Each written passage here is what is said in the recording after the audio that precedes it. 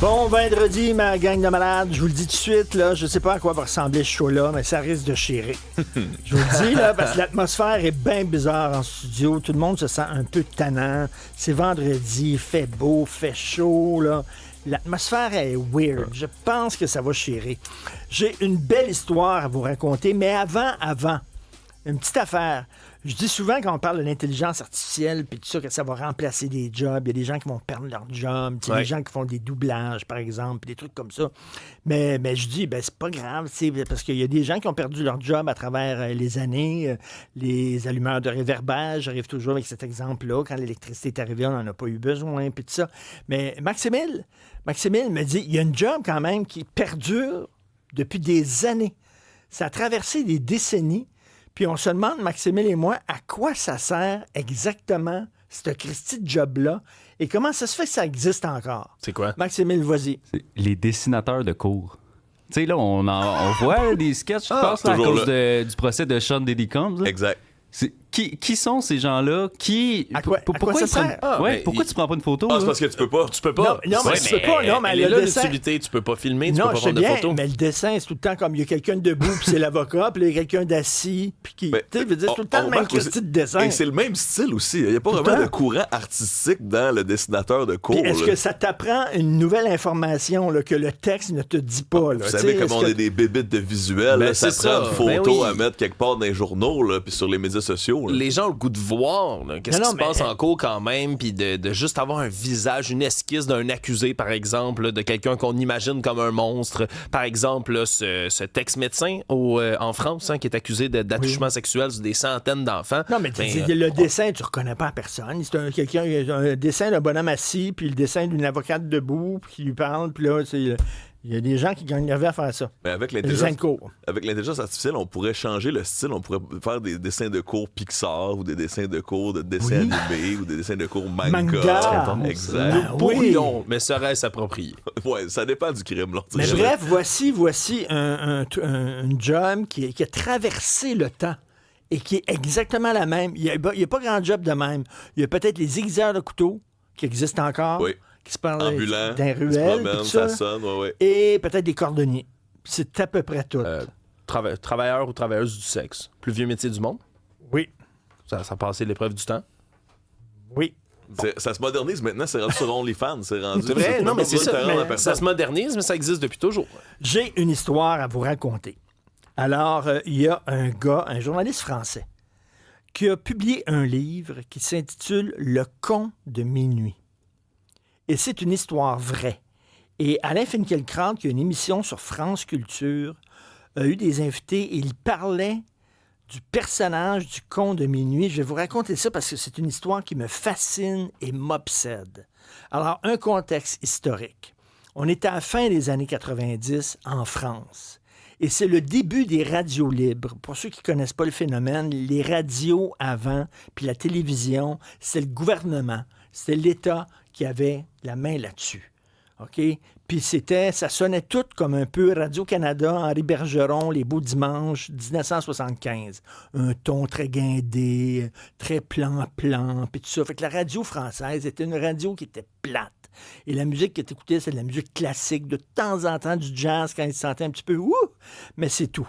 C'est un peu plat. Arrivent les radios libres parce qu'ils ont changé une loi et là, des entreprises privées peuvent être propriétaires de radios.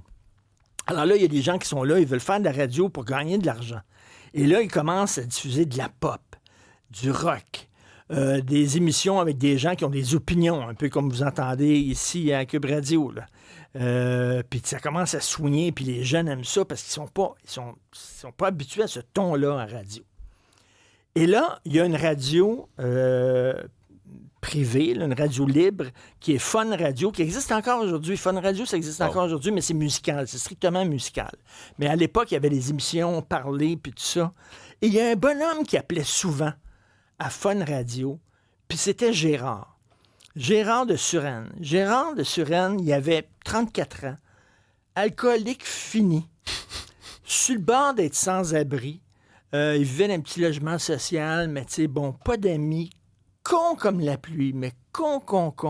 Et il appelait régulièrement, il descendait en bas, puis il mettait centime, je sais pas, dans le téléphone payant, puis il appelait Fun Radio, puis il dit « J'ai un poème aujourd'hui à vous réciter. » Puis là, il récitait un poème d'amour qu'il avait écrit. Puis évidemment, les gens de Fun Radio devaient triper d'avoir ce monsieur-là qui appelait. Totalement naïf. Là, tu disais j'aimerais te dire je t'aime à l'oreille, mais tu as toujours ton Walkman. Tu sais, des poèmes comme ça. Et là, il est devenu comme la mascotte. La mascotte de Fun Radio. Les gens avaient hâte au poème quotidien de Gérard. Et à un moment donné, à Fun Radio, ils ont dit on va lui donner une émission de débat. Wow. Impossible. De minuit à 3 heures du matin. Chaque jeudi, je crois. Lui choisissait ses thèmes de débat, puis les gens appelaient, puis débattaient avec le monde. Le gars, c'est un alcoolo fini. Con comme la pluie, il disait la préhistoire, c'était autour de 1910-1915. La préhistoire pour vrai. Il disait que la capitale de la Colombie, c'était Maradona. Et il disait tout le débat en France qu'il y avait sur les 35 heures. Il disait ça n'a pas de bon sens, il n'y a rien que 24 heures dans une journée. C'était pas des jokes, là. Le gars, il était con. Et là, ils l'ont mis animé. En 1997, ça a commencé, les débats de Gérard. Ça, c'est impossible. C'est magnifique. Le gars était complètement paf. Et là, les gens l'appelaient puis ils provoquaient. Mais lui, il pensait que c'était des gens qui l'appelaient, mais c'était des gens qui étaient de mèche avec la radio. C'était des employés de la radio. C'est un peu un dîner de con, son émission. Qui appelaient. C'est un dîner de con. C'est une radio de con. Et les gens hurlaient de rire en écoutant Gérard, mais toute la France écoutait Gérard et toute la France savait que les gens qui appelaient étaient de mèche avec la radio. Fait que c'est un élégant mélange entre le dîner de con et le Truman Show. Là. Tout le monde est monde tout seul qui le sait pas. Et riait de lui, il ne le savait pas. Ça a duré 6 ans. Wow. 6 ans à rire à un freak show total. Alors, le con de minuit. Et à un moment donné, il y a eu un débat sur le bizutage, qui est les initiations dans les universités. Puis, fouille-moi pourquoi, il s'est levé en studio, il engueulait tout le temps le monde. « PD, t'es un PD! » Puis tout ça. Il s'est levé en studio, puis là, il a crié « Aïe Hitler! » Ça n'avait rien à voir avec rien. Ils l'ont sacré dehors. Et 3 ans après, il est mort d'un cancer du poumon. Puis il est retourné dans sa vie de sans-abri, de problématiques. Puis il est mort très jeune d'un cancer du poumon. Gérard de Suresnes, un fucking freak show. On a un extrait d'un débat de Gérard qui portait sur les routiers, les gens, les camionneurs, puis tout ça. Vous allez entendre un peu c'était quoi le style de ce débat-là. On écoute ça, Jean-Philippe. Les routiers sont sympas. D'accord. Donc j'aimerais qu'on parle aussi un petit peu de cette émission, qui était une émission qui passait sur RTL. Bon, alors, monsieur Claude, vous allez vous allez vous calmer, s'il vous plaît, merci. Voilà, RTL, vous dégagez. Hop, terminé pour lui. Qui c'est qu'on avait d'autre? Robert aussi. Et Robert. Salut GG. Salut. Ça va bien? Robert Hussein, il est les Vanours. Bon, alors, donc, t'as compris la première question ou pas? Non, j'étais au standard, j'ai rien entendu. Pensez-vous que le métier de routier est-il dangereux? Celui qui s'amuse à faire du bruit, arrête! Je peux répondre? Bon, Manu, s'il te plaît, tu me calmes celui qui s'amuse avec ça. Je peux pas savoir humainement d'où ça vient. Je crois qu'il y a un routier, donc il est peut-être dans son camion. Alors, Okay. est-ce que le métier de... OK. Et vous trouvez sur Google, vous tapez les débats de Gérard et il y a quelqu'un qui les a tout archivés. Là. Vous pouvez écouter ça, mais je trouve ça, à la limite, ça montre à quel point des fois les médias peuvent être durs, sans... Tu sais, c'était un freak show. Ben, vraiment. C'était un fucking freak show. La France en entier riait de ce gars-là. Oui, puis tout le monde était de On mèche l'a mis en là-dedans. ondes. Mais Ça a duré 6 ans, puis eux autres faisaient du fric, ils vendaient de la publicité. on n'est pas la première émission médiatique qui fait des affaires Non, de même. non. Hein? Puis on peut se souvenir, par exemple, je sais pas, le Jerry Springer Show. Oui. Ouais. Hey, ça, c'était un freak show? On Un va en freak show parler. total. Hein? Mettre des gens...